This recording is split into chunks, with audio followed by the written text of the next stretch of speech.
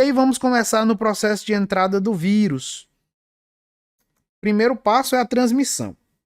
Hoje sabe-se bem que a forma mais prevalente, mais comum de transmissão é o contato praticamente direto entre uma pessoa que expele os aerosóis ou as gotículas, aí pode ser durante uma tosse, pode ser durante um espirro, ou pode ser apenas durante a fala. Falando, a gente expele muitas gotículas, né? Os aerossóis são partículas menores do que as gotículas. Gotícula é, digamos, gotas de saliva mesmo, pequena.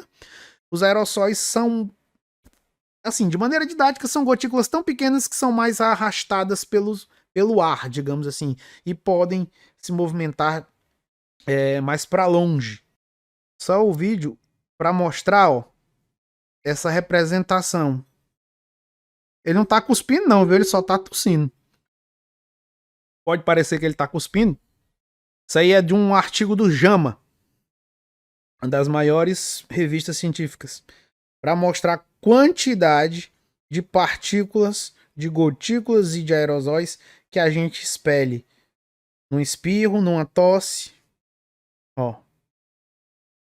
E os que eu chamo de inteligência rara ficam usando os argumentos. Mas por que eu vou usar máscara? Se máscara não vai impedir a passagem do vírus. A pessoa acha que a máscara é feita para impedir a passagem do vírus diretamente. Eu acho que esse tipo de gente, ele acha que o vírus ele sai pairando, tipo um jato, assim, um vírus mesmo voando, e vai de pessoa para pessoa. Eles não entendem que os vírus são carregados nas gotículas de saliva e nos aerosóis. Eles não entendem isso. E é justamente a função das máscaras. Por exemplo. Então, é isso. Por que a máscara protege? Porque ela impede a emissão, ou pelo menos minimiza. Óbvio que eu estou falando aqui de uma máscara adequada. Uma N95, por exemplo.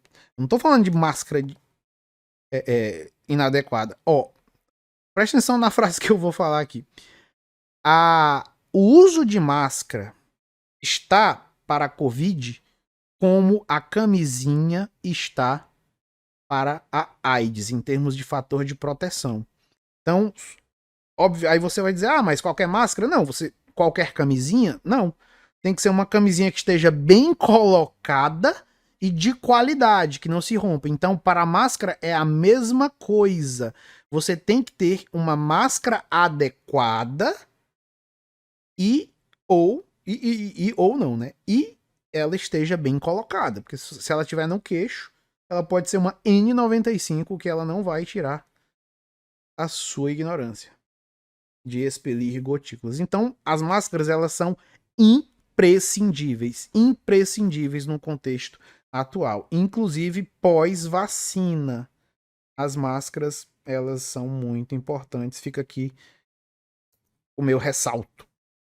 Continuando a interação inicial vírus hospedeiro. Beleza.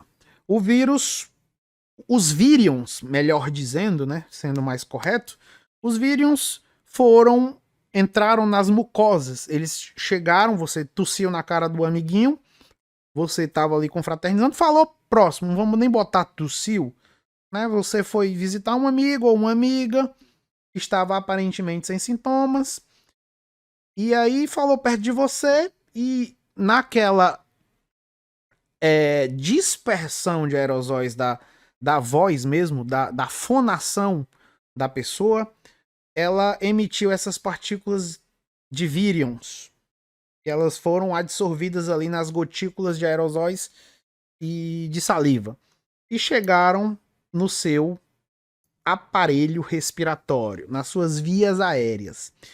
As vias aéreas, elas têm diversas células, são diversas células alvo do SARS-CoV-2.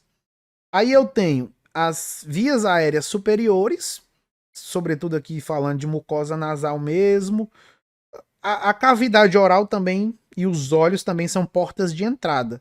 Mas eu tô falando aqui de respirar aerosol. A pessoa emitiu um aerosol e você inalou. Você deu uma fungada naquele aerosol contendo virions de SARS-CoV-2.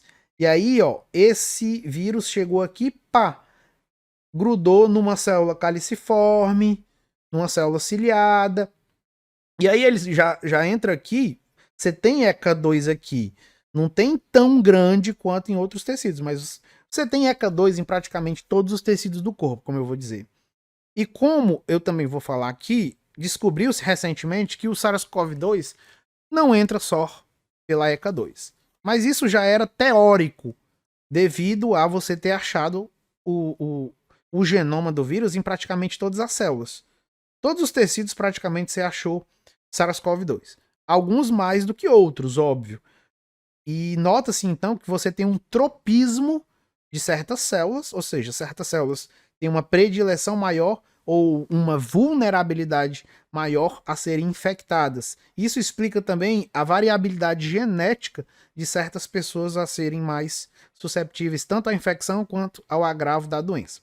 Aí aqui, ó, na mucosa nasal, mas a célula que mais nos interessa nesse contexto são as células das vias aéreas inferiores, sobretudo o pneumócito tipo 2, que no aparelho respiratório é uma das células que mais expressa a ECA2, a enzima principal, que é a porta de entrada do vírus. Mas você tem ECA2 em todos os tipos celulares, praticamente, do aparelho respiratório. Então, esses vírus entram aqui, ó, causam uma leve replicação e eles vão descendo, ó, vão descendo, até chegar nas vias aéreas inferiores. Chegando lá é que o estrago acontece. A maioria das pessoas, elas são ou assintomáticas ou têm sintomas leves. O que quer dizer uma pessoa assintomática? Quer dizer que o vírus, ele fica quase todo o tempo aqui, ó, nas vias aéreas superiores.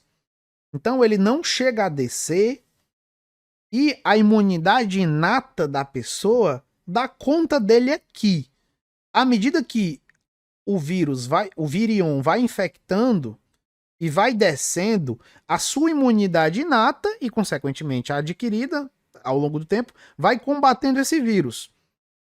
Dependendo dessa luta, o vírus nem chega a descer. E aí eu vou mostrar o que acontece quando ele desce. Só para também contextualizar, eu tenho outras células-alvo, chamadas de células-alvo secundárias. Óbvio, as células-alvo primárias, elas são células pulmonares. Tanto os pneumócitos propriamente ditos, quanto as células endoteliais dos capilares pulmonares, que ainda também estão no pulmão. Aí aqui eu tenho um apanhadozinho bonitinho, mostrando que praticamente, ó, todas as células, pelo menos dos principais órgãos, expressam a ECA2 e a TMPRSS2, que é uma das proteases que ativam o vírus. Ó. Cavidade nasal você tem a TMP e a ECA2. Você tem nos pulmões, no ilho, no coração, nos olhos. E são as células e aqui é o tecido.